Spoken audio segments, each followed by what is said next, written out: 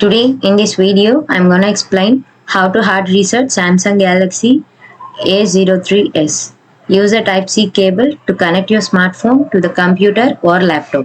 Press and hold the volume down plus power key simultaneously for a few seconds until the device enters recovery mode. Once in recovery mode, use the volume up and power keys to navigate through the options.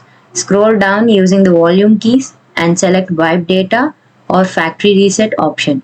Confirm the selection by pressing the power button.